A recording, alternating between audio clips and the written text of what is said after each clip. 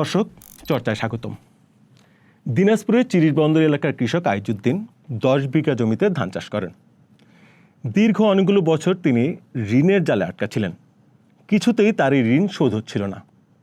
শেষ পর্যন্ত বহু কষ্টে তিনি নিজেকে ঋণমুক্ত করেন এবং ঠিক করেন জীবনে আর দাদন বা অলাভজনক প্রতিষ্ঠানের উচ্চ সুদী অনানুষ্ঠানিক ঋণের দিকে যাবেন না।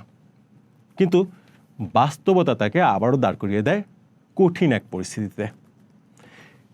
এবার বোরো চাষের শুরুতে এপ্রিলে হঠাৎই ডিজেলের দাম বেড়ে যায় প্রায় 10,000 টাকা।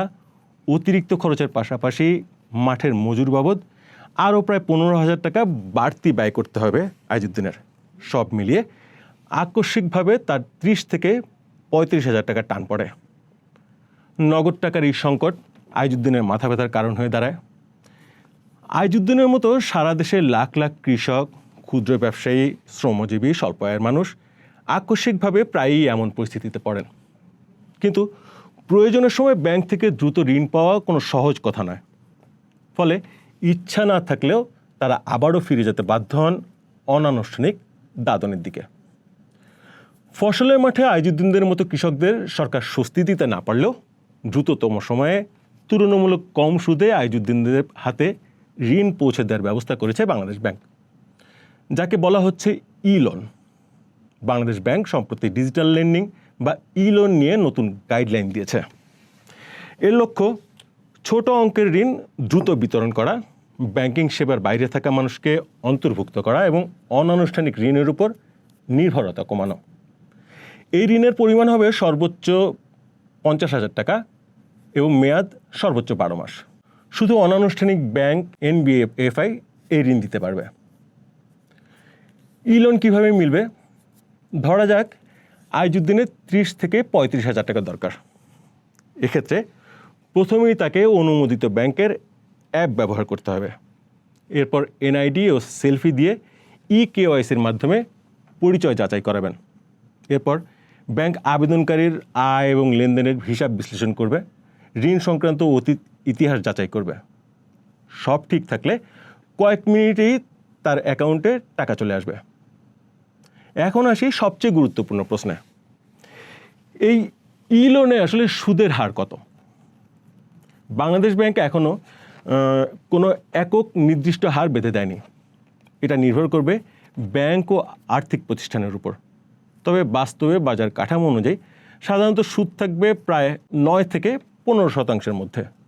এর সঙ্গে যোগ হবে processing fee, digital service charge, platform খরচ এবং দেরিতে পরিশোধ করলে পেনাল্টি। সব মিলিয়ে কার্যকর বার্ষিক খরচ দাঁড়াতে পারে আনুমানিক 12 থেকে 30% পর্যন্ত। তারপরও ই লোনে দাদনের তুলনায় কম খরচ হবে বলে ধারণা করা হচ্ছে।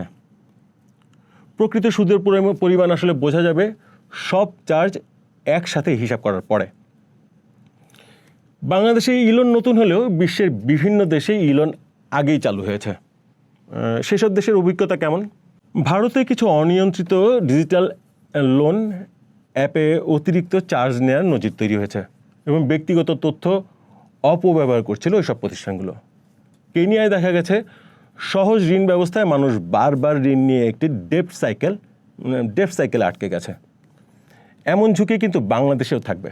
বিশ্লেষকরা বলছেন বাংলাদেশের ক্ষেত্রেও ই লোনের ক্ষেত্রে 3টি ঝুঁকি আছে। 1, ডাটা প্রাইভেসি, 2, লুকানো খরচ এবং 3, অ্যালগরিদমের ভুল সিদ্ধান্ত। এখানে সবচেয়ে গুরুত্বপূর্ণ বিষয় হলো ভারসাম্য। একদিকে কৃষক কিংবা ক্ষুদ্র ব্যবসায়ী ও প্রান্তিক মানুষের দ্রুত টাকা দরকার, অন্যদিকে নতুন ঋণ চক্র যেন তৈরি না হয় সেদিকে খেয়াল রাখা। বিশেষজ্ঞরা বলছেন এর জন্য প্রয়োজন হবে পূর্ণাঙ্গ খরচ প্রকাশ বাধ্যতামূলক করা, শক্ত ডাটা সুরক্ষা আইন এবং কঠোর নিয়ন্ত্রণ ব্যবস্থা। তাহলেই আইজুদ্দিনের জন্য এই ই লোন হতে পারে নতুন সুযোগ, হঠাৎ সংকটে টিকে থাকার একটি হাতিয়ার।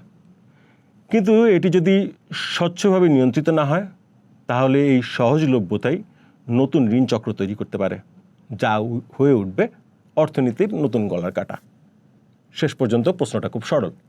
এই প্রযুক্তি কি স্বল্প আয়ের প্রান্তিক মানুষের পাশে দাঁড়াবে নাকি তাকে আবারও ঋণের চক্রে আটকে ফেলবে? দর্শক, ই লোন নিয়ে আপনার ভাবনা আমাদের জানান।